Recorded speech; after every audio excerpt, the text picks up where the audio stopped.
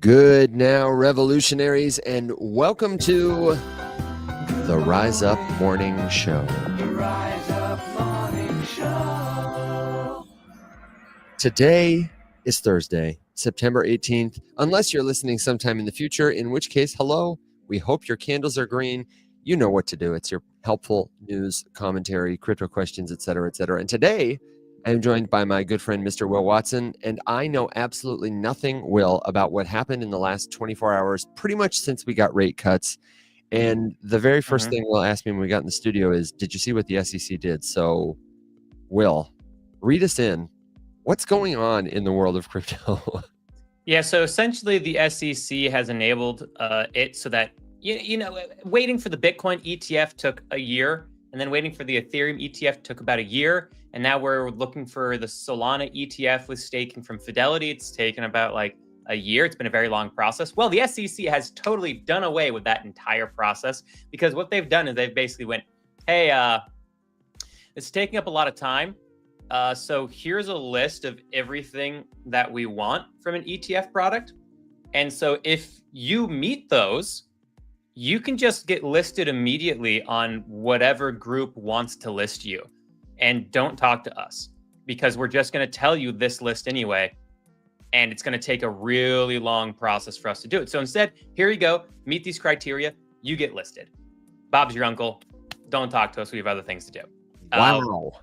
Which is what they've done. So what that comes down to is previously, the issuer would have to file a rule change proposal under Section 19B with the SEC. This is a long process to formally review, take comments, and issue an approval or disapproval. And that is why you would have, we were coming to a decision. Oh, it's a delay. Oh, we're coming to a decision. Oh, it's a delay. And the can would kick down the road because it just took a long time to go through all of this. So now, if the ETF meets the pre-approved standards, they can list the products immediately.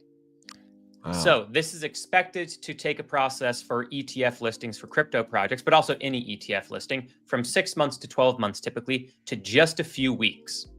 The ETF issuers still have to file registration statements for disclosures and investor protections, which is why it's not really immediate. That's why it's a few weeks.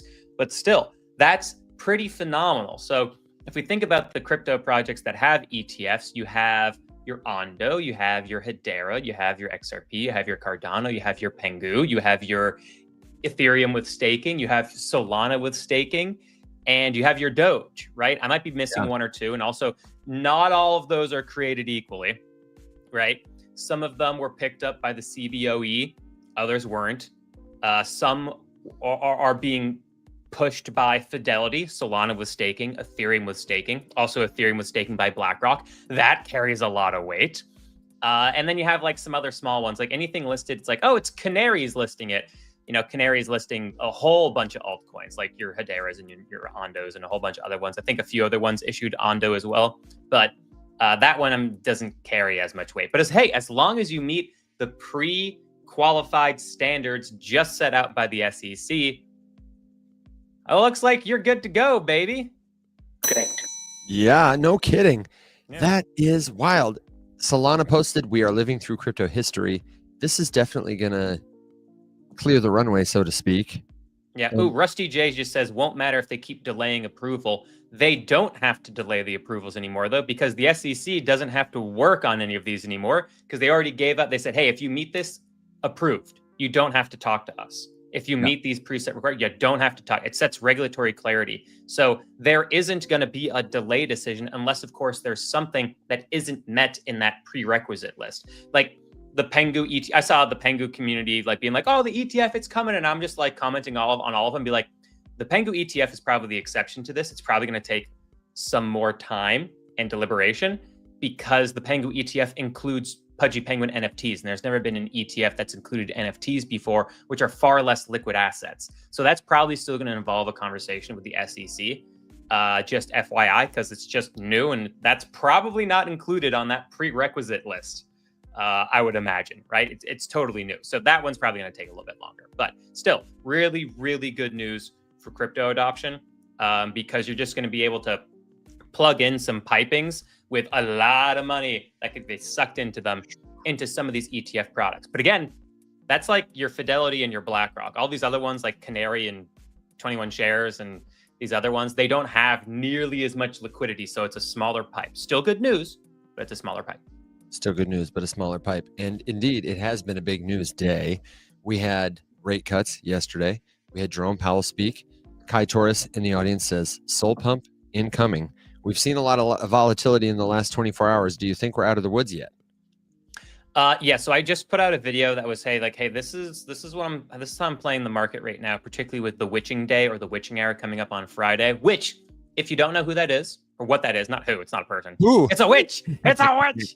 It's this witch just walks the floors of Wall Street and just turns people into newts left and right, and it shakes the market to its core. No, the witching day, the witching hour, is a day that happens once a quarter, where trading volumes are typically 2 times higher, and volatility on that day is 30 to 50% higher as well. This is because you have 3 different derivative markets all closing at the exact same day, at the exact same time, and it forces a lot of the market to make moves. Henceforth, therefore, volume up, volatility goes up as well. Mm-hmm. So, yesterday was a really big fucking deal because Jerome Powell in his speech came out and shocked everybody by saying, hey, we have 25 basis point cut. Everyone expected that. But included in our forecast now, which was not included before, is an additional rate cut before the end of this year. And then showed his graph that showed the rate cuts. And so it looks like, unless something catastrophic happens to this, right, we're going to get 2 more rate cuts. And the market has not had the opportunity to price that in yet. The market priced in 25 basis point cut and maybe 1 more cut before the end of this year, but not 3 cuts in total before the end of this year, which is why you saw right after Jerome Powell said that, market went up.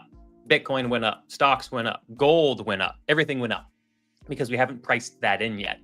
And so if we have bullish momentum of the market pricing in an additional rate cut that the market didn't know it was going to get before, the witching day, in my opinion, is going to be a lot of volume, a lot of volatility, but potentially I think it's going to be more so volatility to the upside now because we're in this, we got to price in this additional rate cut thing, you know? Mm-hmm. So I think that took the witching day, which was at first definitely leaning a little bearish, to now leaning a little bit bullish.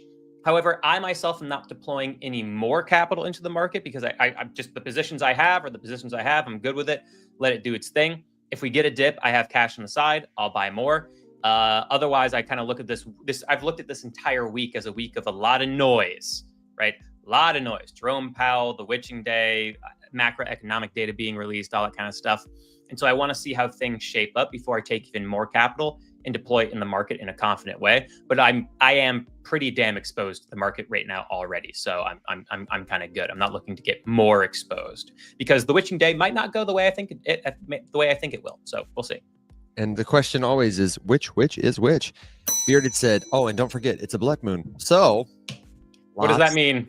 I think it means that now the witch. What does that mean? The newts, she's got a broom and she's going to pass over the sun. And I just hope there's cider and candy and that. You know what? This is really fitting because this is the last week of summer, and the last week of summer is going to end with a witch day on a blood moon. Ooh. How seasonally appropriate. Steckler says the moon is in Gatorade. I love saying that. Moon's in Gatorade, dog. I like it. What does that mean? I don't know. But something if you have a good time with me and with Will and with Steckler and Bearded and Tori and all the other friends of the show, then hey, have you joined the Circle community yet? If not, head over to rumshq.com. It's the very first link at the top. It is a great place if you're worried about something in crypto. You know, you got a bad website or you have a suspicious link, if you got a text from Coinbase, if you don't know how to set up a cold wallet, if you don't know which cold wallet to choose, if you don't even know whether crypto is for you and how to use it safely, I'm telling you, the number one most effective time and money saving thing you can do is jump into a group of people who already use crypto safely, confidently. And that is the Rise Up community. The only thing missing is you. And today we're cutting the stream a little short, as we do on Thursdays, so that we can take it on over to the group chat. We're going to continue the show as the Circle after show at the top of the hour. So get the link now at rumshq.com. Then join us over there. It'll be easier. You won't have to hide behind the comments. You can come on stage and ask us your question personally, and we would love to see you there. So I'm looking at prices, Will, and it is sort of an uptime for most stuff. As you note, we're watching through the weekend. That's what everybody's been saying all week. Doug said it yesterday. But I do see a lot more news stuff coming out. This SEC thing, I was looking on Twitter, it's everywhere. And I also see, per our friends at Unchained, that the CME, the Chicago Mercantile Exchange, is about to launch, where'd it go? Solana and XRP options next month on October 13th, pending regulatory approval, whatever kind of approval that means. I'm shocked they hadn't done that before, honestly. Like, as soon as the new SEC came in, I'm surprised the CME wasn't like, hey, options for XRP and Solana, which guarantees the XRP ETF being approved, as well as the Solana ETF. It guarantees it. Yeah, I think so too. And the numbers that's interesting to me is that since the launch of like some more limited futures in March, there's already been like $22 billion of SOL futures, $16 billion of XRP futures. And so these new options contracts, they're going to give, they call them standard and micro size options, daily, monthly, quarterly options for more flexible strategies. So it's like going from having a road or a path to a highway. And if they're already making billions of dollars, I don't know. This is such an exciting time. And Will, I'm really having trouble personally because it rhymes with all of my past experience about what it was like to be at the top of a crypto cycle. But this time's different. This time does honestly feel different though. It does, which is the trap, but also it is, if you put it on paper, it is different. It's so different. However, there's that PTSD. There's that emotional PTSD that's so hard and so strong, just like built into my DNA of, oh yeah, man, but this time's different. The institutions are here. They're not here. There was never any proof that they were here. They're here now, but before. Yeah, I mean, I don't know. It's just news update after news update. There's rate cuts coming, and then maybe some more in the next year, and everything is looking beautiful. I don't know. My alert is up. My guard is up. Your hackles are up. Yeah, I'm feeling a little nervous, Will. I feel pretty good, actually.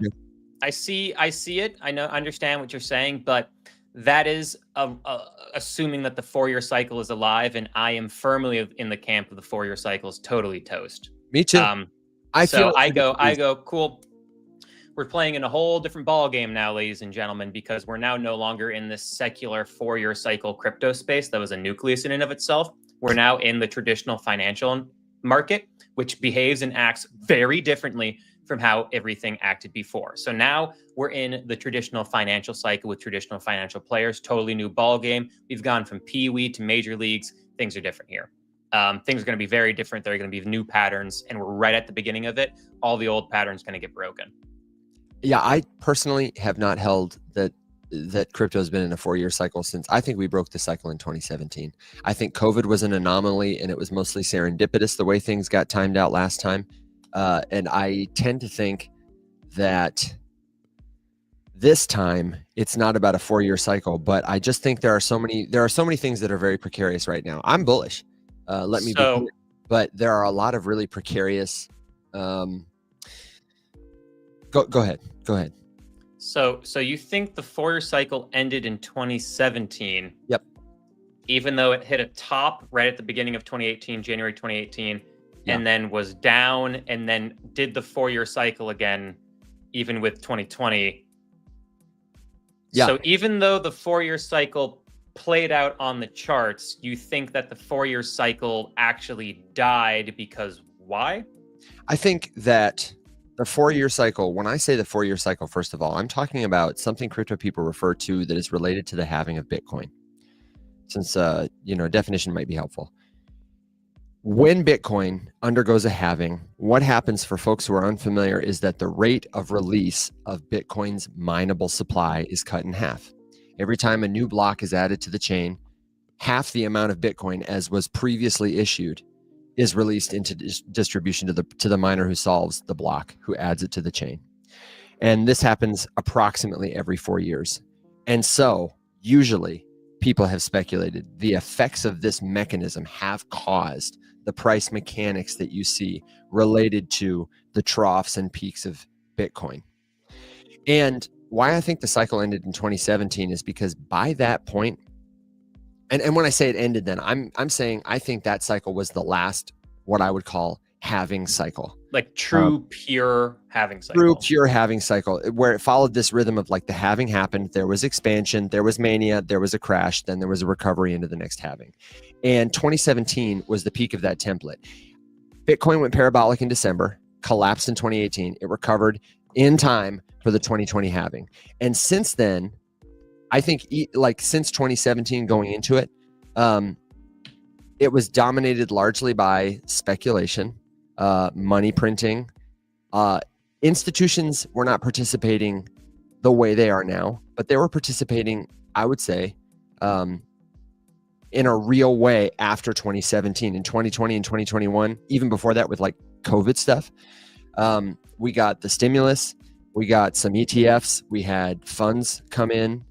And I think that's when Bitcoin started to shift into a more like macro-driven asset class, not just a halving-driven thing. I think it is mostly serendipity and coincidence, largely attributed to like COVID, economic stimulus, and other factors that created, as well as probably some lingering influence of the halving cycles. I do think the halving has an influence, but I don't know. Like in 2017, altcoin season was about ICOs. And in 2021, even in 22 and 23, we had NFTs, we had DeFi in a big way. We had layer twos, we had meme coins, we had restaking, we had all this like separately meta stuff. And it was all kind of moving at its own cadence. We had different sectors pumping and crashing out of sync. There was this tidy cycle before. And that was the first time after 2017 that I really remember. I was paying attention then in a big way. So maybe I missed it before. But my TLDR, I think the 4-year cycle it's an artifact of a former smaller market. I think it mostly in 2017. As the market got bigger, so I'll agree with you. So there's nothing here that I can say that you are like, that could be like, you're wrong, and I can point to things, right? Because it's more so a thought and feeling and just what happened is serendipitous, as you mentioned, due to COVID and other things. As crypto has moved along from its foundation with Bitcoin in 2008, 2009, and to today, the bigger the market's gotten, the more incorporated it has been in macroeconomic environments and more incorporated into the traditional financial world. So that if you have a scale of, the halving is super important, it definitely has lost some power as this scale is filled with macroeconomics, geopolitics, and the whims of the traditional financial market. And as time goes by, the 4-year cycle, or the impact of I won't say the 4-year cycle, the impact of the halving will become less and less and less significant. From a percentage standpoint. It's still significant, mind you. I think the halving will always be an event to trade. If the market is down and you're like 6 months before the halving, I still think you buy the crap out of Bitcoin for those next couple of months, because it'll be an event that people always buy the rumor and sell the news of, but it won't have the same impact, right? That 4-year cycle will be dead and gone. I just think that you can't say the 4-year cycle ended in 2017 when you look at the chart, the data played out like the 4-year cycle. Like the reasoning as to why it happened, you can argue about. For you, it's serendipitous. To me, the 4-year cycle is still so heavy to it mattered that it far outweighed macroeconomic and geopolitical and traditional financial markets, because it hadn't quite crossed that like midway threshold that it's definitely at now, in my opinion. Which is why I go, the 4-year cycle is dead. The halving will always be an event that you can buy the rumor and sell the news of, in my personal opinion.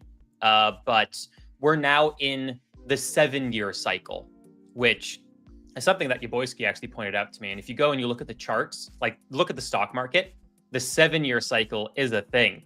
Every 7 years, there is something that crashes the stock market. And it's interesting. So I don't think we're in the 4-year cycle. I think we're in the 7-year cycle, which also goes in tandem with my theory that Bitcoin, once the ETF turned on, 4-year cycle is dead and you have a 7 to 8 year long bull run, because that's what happened to gold. That timing just happens to time up perfectly with the S&P 500's 7-year cycle, because I think that you don't have an 8-year run for Bitcoin like you did with gold. I think you have something like a 6-year run, because things move faster now. Technology is faster, money moves faster, there's more money, Bitcoin is faster. And if you have that 5 to 6 year bull run for Bitcoin driven by the ETF, that lines up perfectly with this 7-year crash in the stock market that we almost always get. So that's my current theory and philosophy right now as we look towards what's this cycle going to be like. It's not 4 years, it's 7 years. Yeah, and where we definitely agree, Will, just to like try and find the lining here and the takeaways for people, because I think there are some people who are like, okay, why does this matter? We want you to stop waiting for like a magic clock. You know, if you believe in this 4-year cycle, you're going to think, it follows this pattern, and if I just follow this rule, I'm gonna get rich quick. We want you to, consider the halving, but also like have realistic expectations for other important macro events. Look for mini cycles. If there's an NFT meta or a real world assets meta, there are all these kinds of other nuances that understanding the history of our space and people's theories about how the space moves, or the bigger space we're a part of, markets, that's going to help you have better risk management. It's going to help you have more patience, deeper conviction. It's going to help you become more profitable if what you're here to do is like speculate and make money, right? Yeah, and remember, saying I think this one thing is going to happen in relation to like this magic clock, just understand that's not a strategy. That's you throwing a dart at a dartboard and hopefully you get lucky. Correct. And because no one knows anything of how markets are really well and truly going to act, have a sell strategy, have a buy strategy, have a sell strategy. Understand your emotions are going to try to make you break that strategy. And if you want a simple rule, like I want that magic clock, Will, Evan, it's so easy. Just let me do that. So, hey, if you want something that's easy, do what Alex does. Yeah. Market goes up 15% in a day, one day. Oh, hey, I'm going to sell. I'm going to sell a little bit into that. And now Alex is in the position where he just like kept doing that for the past 2 years. And now like his Solana position could fall like 80% and he'd still be in profit, And so that's what you have, a real simple strategy. If you want something that simple, just don't say this is a magic clock. Have a buy, have a sell strategy. Don't change from it. Keep moving forward. Beautiful. There you go. Shout out to all the friends in the comments who are adding their thoughts. I do think that there are some really good insights here. It's me says, I feel like a big part of crypto is learning to manage your emotions. I agree. Oh my God, totally. Says, I have a question. What's up?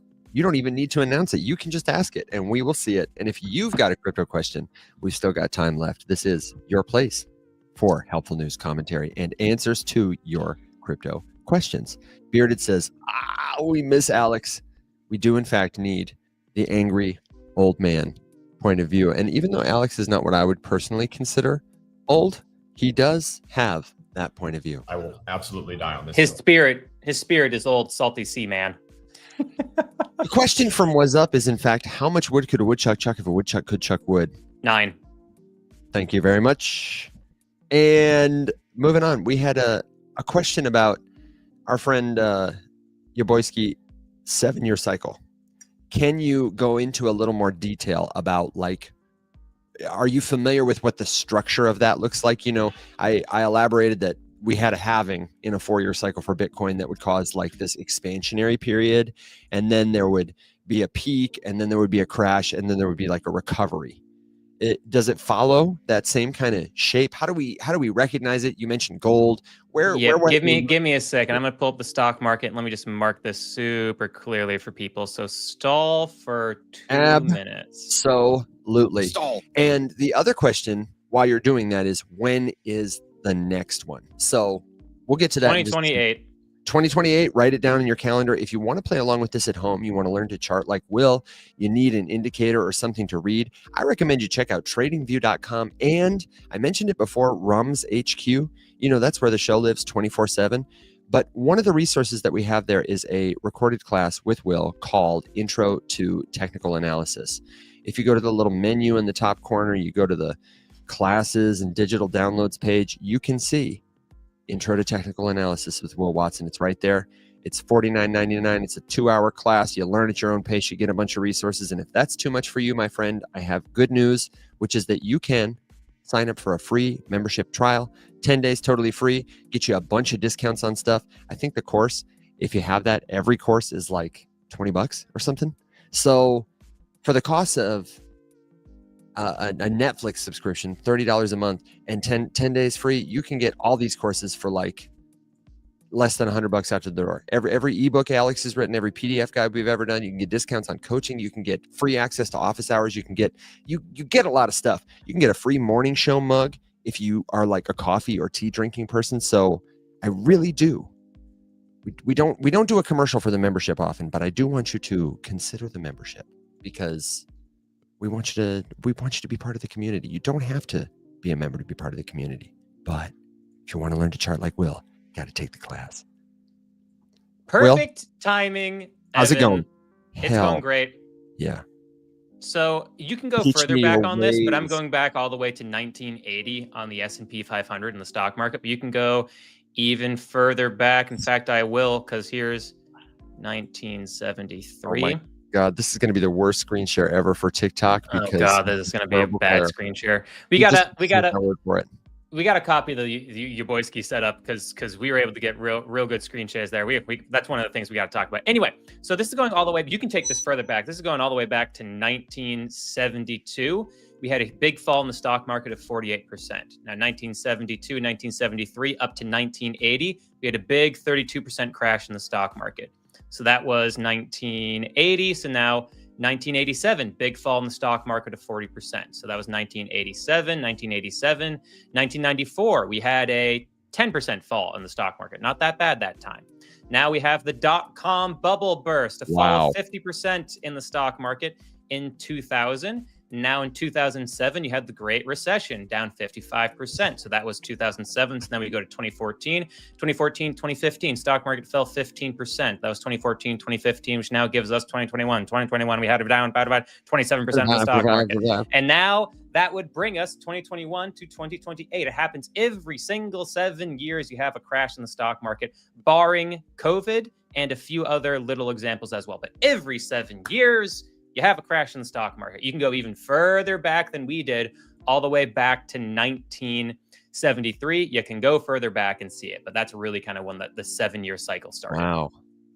That's beautiful. So we're looking for, is it a pullback of a certain amount? Obviously, there are pullbacks in that range. You know, the stock market isn't just up only. So yeah, I mean, we saw a 50% fall in the stock market during the dot-com bubble burst. You won't get that, but we saw 30% falls in the 70s with the gas crisis and in massive battle with inflation. Guys, we had like 20% inflation in the 70s. Like, it was bad. It was real bad. It was way worse than it is today. And a whole bunch of other things that were going on too. I doubt we would ever get any correction like that because the financial market has matured a lot and there are a lot of guardrails and things and extra levers that the government and the Fed can do in order to stop it from doing those kinds of things. But I mean, we saw a 30% correction pretty clearly. There was only ever one time where it was a 10% correction in the stock market. So like, you're looking at 2028 into 2029 being a super shitty year based off of that. So, you know, stack up your dollars and Satoshis, y'all. Yeah. And shout out to Joe, who points out that in times of trouble, the Rise Up Morning Show mug also holds beer. We did have a request from, let me see here. I've got to sift through some comments. CryptoBoat says, wait, go back to the Great Recession. I think I lost a business somewhere in there. K-Silk said they think crypto moving faster will accelerate this cycle. That's an interesting theory. Tokenization of assets and markets. And then True Light said, I want Yaboyskyi to join you guys. Will, you were on his stream last week, right? Yeah, last week. It was. I remember you talking about it. You said it was a really great experience. You enjoyed the production, and you guys got along really well. I don't know him personally. We're in a group chat together, and I am looking forward to learning more from his experience. Yeah, I mean, he's a good dude.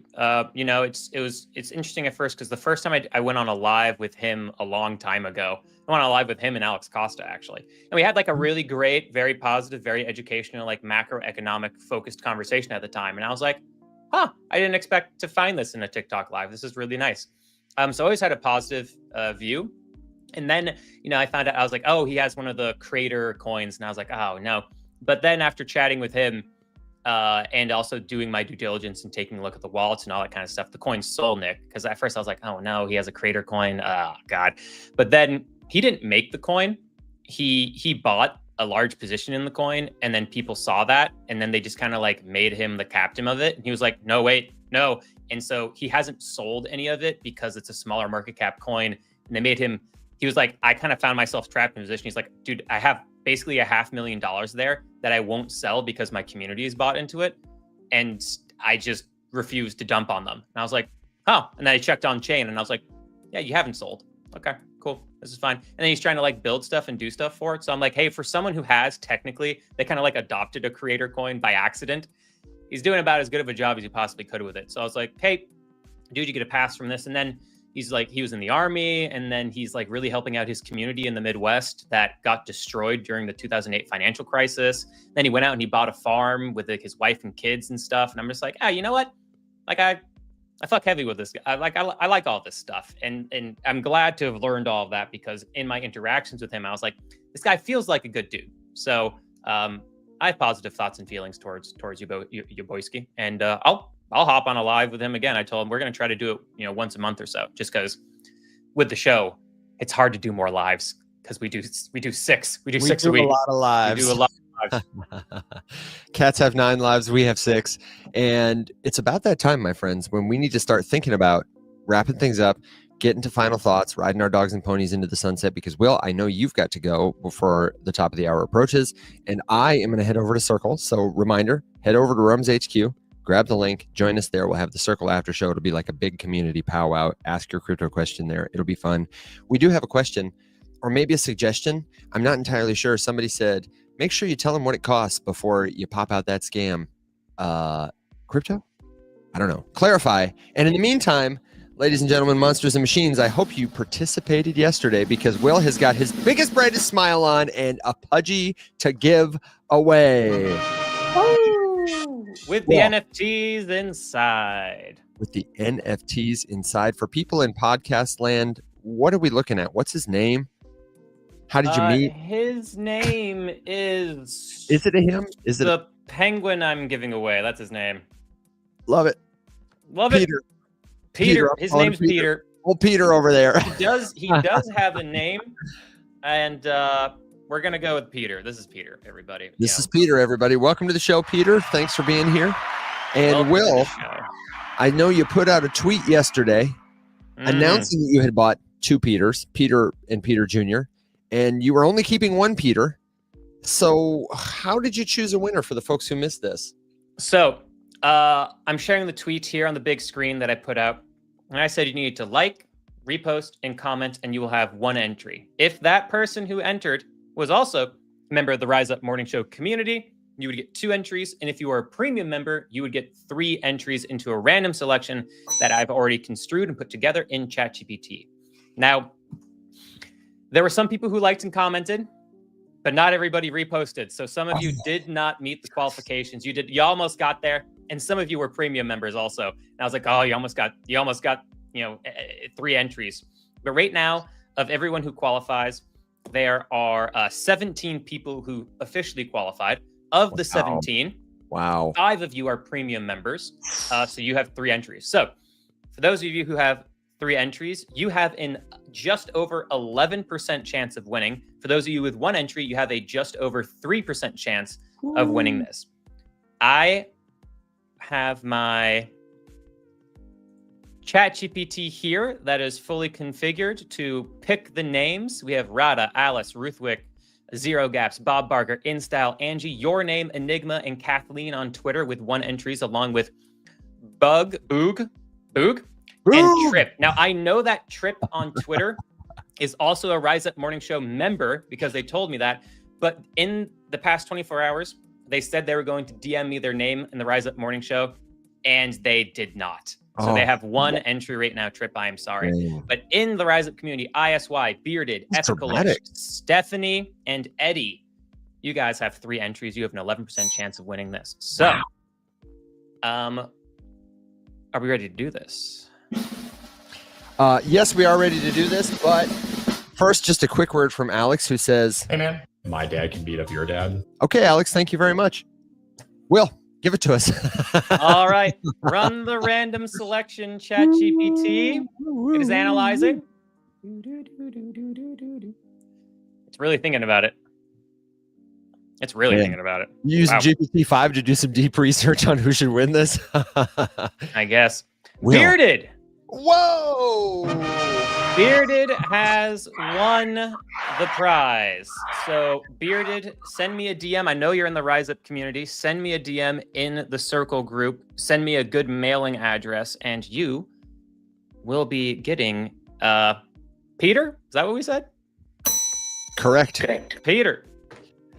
And somebody suggested, Andy Snap suggested we spell Peter P-I-E-T, which I like, which could also be Piet, depending on, you might be South African or something. I like that.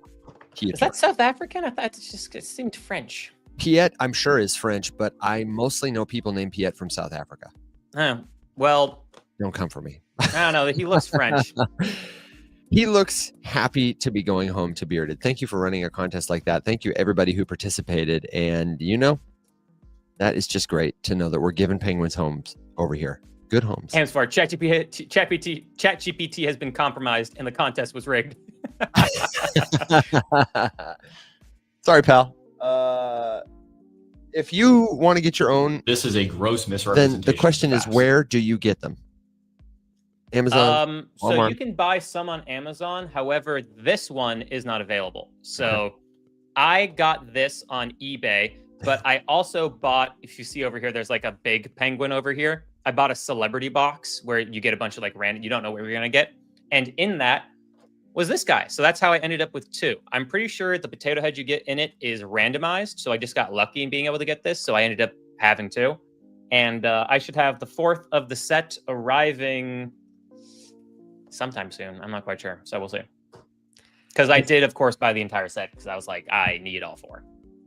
Will, before we go to final thoughts, as the congratulations and other celebratory messages are rolling in for Bearded, we do have several requests, even though we've been doing it all week, for a little technical analysis on Solana. You gave your opinion earlier in the show that it's volatile. We know it's the witching day. We know that the weekend is expected to be up and down, but will you honor this request? And as you pull it up, can I do a quick word from our friend, the White Whale?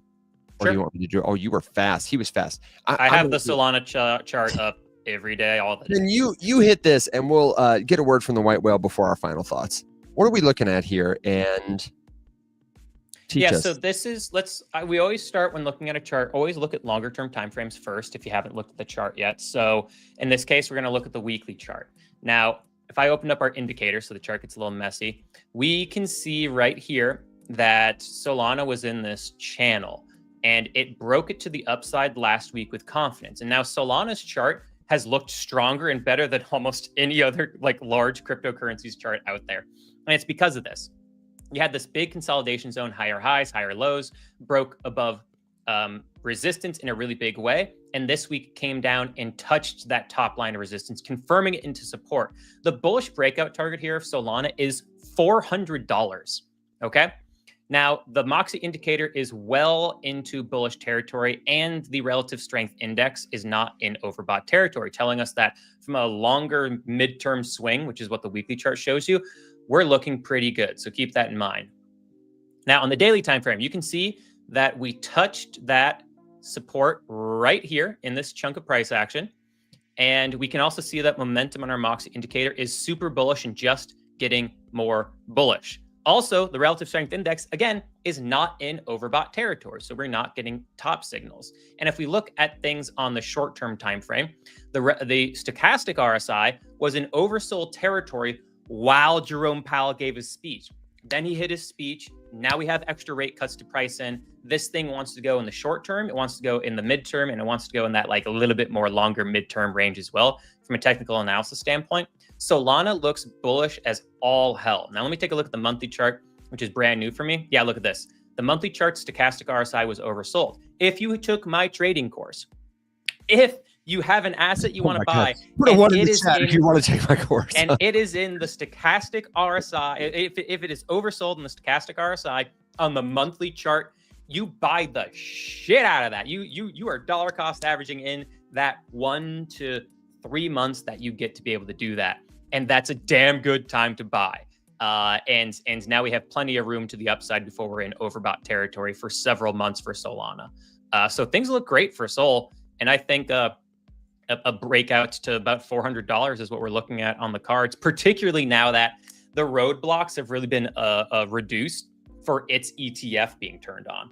Yeah, regarding the timing is everything. So now the timing is so goddamn good for Solana.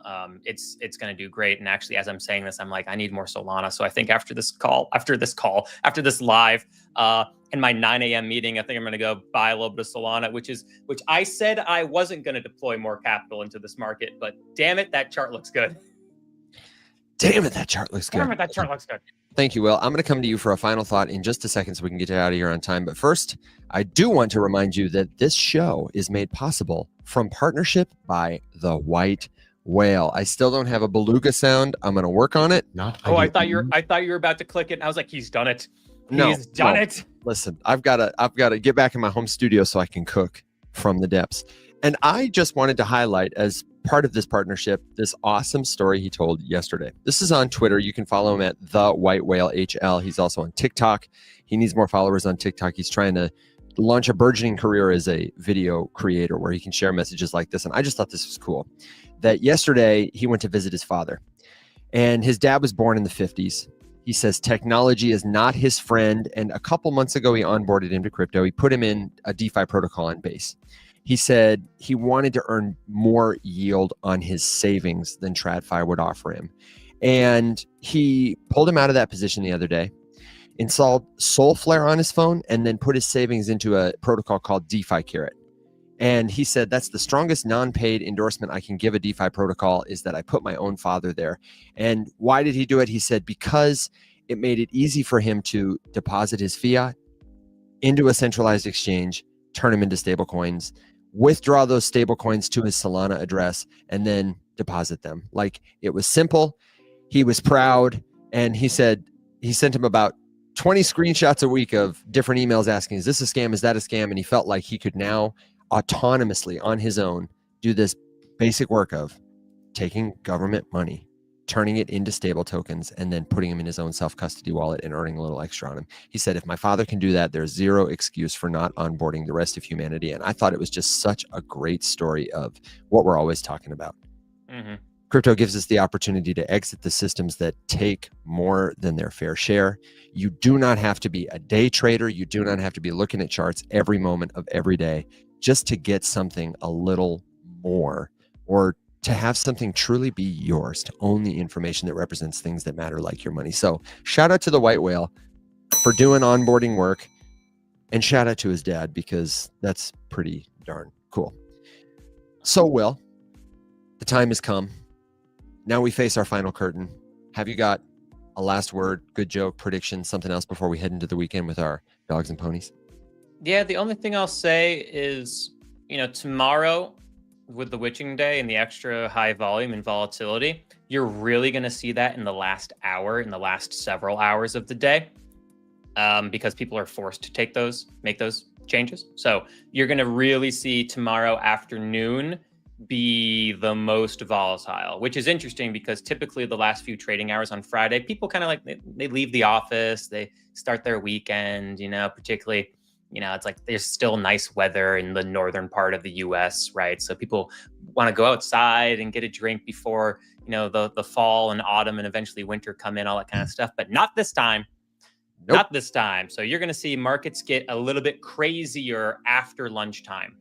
And you'll see that in crypto as well. So keep your eyes open for it, because that could also result in bullish momentum, which is what I think is going to happen. I think it's going to be more bullish momentum. In more bullish momentum, if we get it flowing into the weekend, and if you get a rally into a weekend, you got to be really worried about Sunday buying, like Sunday morning or Saturday, because typically you get a reversal of that when the futures market opens up again at 7:30 Eastern Standard Time on Sundays and into Mondays. So just be aware. If that happens and the market's riding high and you're like, I didn't buy enough, and you feel that emotional pull to buy in, remember, that's a trap by whales. to force you to become their liquidity. So don't do that. Don't do that. Great final thought. And my final thought is going to be, if you are looking to learn crypto, you want TA, you already know I say jump in the community. Will does TA requests there every week. But I also want you to know that it's a great way to find out about crypto conferences. You know, crypto conferences, that's how you hang out with crypto people, IRL. You don't have to spend big money. It doesn't have to be an expensive thing. You just find one that's happening near you. You wait, you save, and then make a plan to go. You know, you take one day off work or wait for a weekend and just go hang out with the nerds that are your friends in real life. It is so, so good. And our friend Alex is going to be in Washington, D.C. at the end of this month for BTC in D.C. Is he buying the expensive conference ticket? No, absolutely not. He is going to the side events. He's talking to Congress people on Capitol Hill. He's hanging out with our friend Dennis Porter. And if you're going to be there, let us know. Leave us a message in the community. We will get you hooked up with Alex. And if you are in South America, bienvenidos, welcome. I am going to be in Argentina for Dev Connect at the end of November, really the middle of November. Our friends at Polkadot and Sub-Zero invited me to host with our friend Brooke Lacey a conference stage there. They're doing a pre-conference event for like 3 days with a bunch of builders in Buenos Aires, the 14th to 16th of November. And then Dev Connect is happening right after that. It's like the Ethereum World Fair. The 17th through 20th. There are side events. You don't have to pay a darn thing to go to most of these events. Just show up, have good conversation, see what people are building, get some good food, get connected. If you want to know more about what token should I buy, if you want to build in crypto, if you want to whatever you're doing, you need to be at places like this. You don't have to go to the Buenos Aires one, but you should be talking to them in real life. It's the best way to single yourself out from a noisy crowd of other people and connect with folks in the industry. So, my friends, if that's what you're trying to do, I hope to see you there. And I hope to see you in the Circle After Show. Will, thanks for holding it down this week. It was killer. Yeah, I do. It was fun. It was a great time. Thank you for being the very best part of what we do. Until Circle and until next time, my friends, everybody stay safe. Be well. Rise up. Bye-bye.